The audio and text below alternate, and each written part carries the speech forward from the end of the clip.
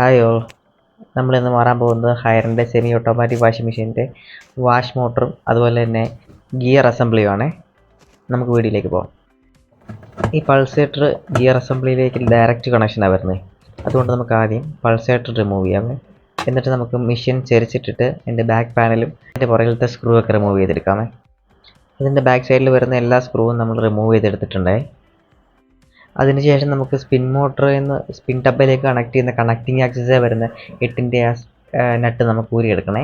അതിന് നമ്മൾ 8-ൻ്റെ tea സ്പാനറാണ് use ചെയ്തേക്കുന്നത്. ഇനി വാഷ് മോട്ടറിൽ നിന്ന് ഗിയർ അസംബ്ലിയിലേക്ക് വരുന്ന ബെൽറ്റ് നമുക്ക് റിമൂവ് ചെയ്തെടുക്കാം. സ്പിൻ മോട്ടറിലേക്ക് വരുന്ന ബ്രേക്കും കൂടെ റിലീസ് ചെയ്യുവാണെങ്കിൽ നമുക്ക് ഈസി ആയിട്ട് നമ്മുടെ വാഷിംഗ് മെഷീൻ്റെ ബേസ് റിമൂവ് ചെയ്തെടുക്കാൻ പറ്റുമേ. ഇനി നമ്മൾ ഗിയർ അസംബ്ലി ഊരിയെടുക്കാൻ പോവുകയാണ്. അതിൽ 4 സ്ക്രൂവാണ് വരുന്നത്. 4 സ്ക്രൂ നമുക്ക് അഴിച്ചെടുക്കാം. സ്ക്രൂ ഒക്കെ റിമൂവ് ചെയ്തതിന് ശേഷം നമ്മൾ പഴയ ഗിയർ അസംബ്ലി ഊരിയെടുത്തിട്ടുണ്ട്. ഇനി നമുക്ക് അതിൻ്റെ പുതിയ ഗിയർ അസംബ്ലി നമ്മൾ അതിലേക്ക് റീപ്ലേസ് ചെയ്യാൻ പോവുകയാണ്. ഓക്കെ, ഇനി നമ്മൾ കറക്റ്റായിട്ട് അത് ഫിറ്റ് ചെയ്ത് കഴിഞ്ഞ് അതിൻ്റെ 4 സ്ക്രൂവും കൂടെ കൊടുത്തു കഴിഞ്ഞാൽ അതിൻ്റെ ഗിയർ അസംബ്ലി പ്രോപ്പറായിട്ട് റീപ്ലേസ് ചെയ്ത് കഴിഞ്ഞ് അതിന് ശേഷം നമുക്കിനി മോട്ടർ ഊരിയെടുക്കാം. മോട്ടർ ഊരിയെടുക്കാൻ വേണ്ടി ആദ്യം മോട്ടറിന് മുകളിലുള്ള പുള്ളി വീൽ നമുക്ക് ഊരിയെടുക്കണം. അതിനായിട്ട് വീണ്ടും 8-ൻ്റെ സ്പാനർ വെച്ചിട്ട് നമുക്ക് ആ പുള്ളി വീൽ റിമൂവ് ചെയ്തെടുക്കാൻ പറ്റുമേ.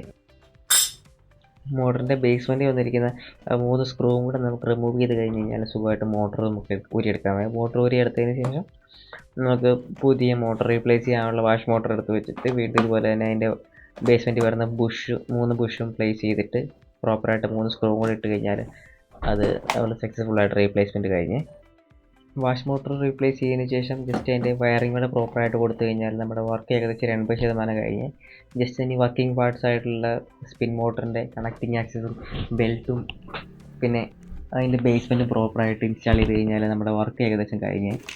വാഷ് മോട്ടർ നമ്മൾ സെയിം ആണ് യൂസ് ചെയ്തേക്കുന്നത്. അതുകൊണ്ട് കളർ കോഡ് നോക്കി ജസ്റ്റ് കൊടുത്താൽ മാത്രം മതി. ജസ്റ്റ് നമുക്ക് വേണ്ട വയറെല്ലാം കട്ട് ചെയ്തിട്ട് അത് സ്ട്രിപ്പ് ചെയ്ത് വെച്ചിട്ട് പുതിയ വാഷ് മോട്ടറിൻ്റെ വയറിലേക്ക് നമ്മളത് ജോയിൻ ചെയ്ത് കൊടുക്കുവാണ്. വീഡിയോ ഇഷ്ടപ്പെടുവാണെങ്കിൽ ഇപ്പോൾ തന്നെ ഒന്ന് ലൈക്ക് ചെയ്ത് വെച്ചേക്കണേ.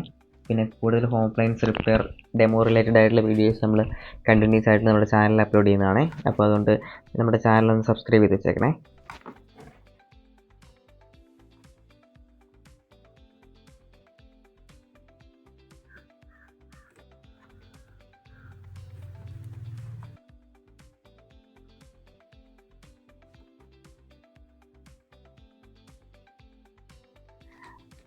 കണക്ഷൻസ് എല്ലാം പ്രോപ്പറായിട്ട് കൊടുത്തതിന് ശേഷം ഇൻസുലേഷൻ ടിപ്പ് ഉപയോഗിച്ച് നമ്മൾ പ്രോപ്പറായിട്ട് അത് ഇൻസുലേറ്റ് ചെയ്ത് കൊടുത്തിട്ടുണ്ടേ.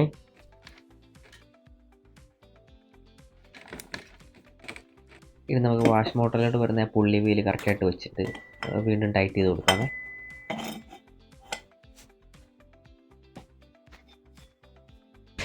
പിന്നെ നമ്മുടെ സ്പിൻ മോട്ടറിൽ നിന്ന് സ്പിൻ ടബിലേക്ക് വരുന്ന കണക്റ്റിംഗ് ആക്സസിലെ നട്ട് 8-ൻ്റെ നട്ട് നമ്മൾ പ്രോപ്പറായിട്ട് ടൈറ്റ് ചെയ്ത് കൊടുക്കണം.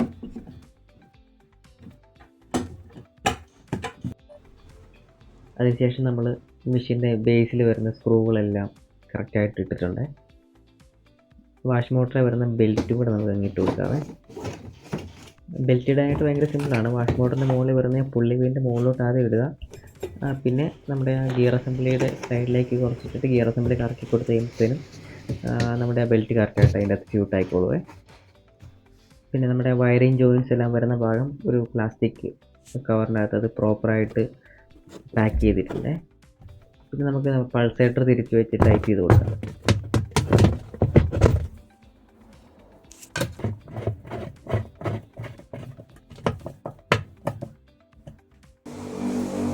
ഓക്കെ, അങ്ങനെ നമ്മുടെ വർക്ക് കംപ്ലീറ്റ് ആയിട്ടുണ്ട്. നമുക്കൊന്ന് ചെക്ക് ചെയ്ത് നോക്കാം. Okay, thank you for watching.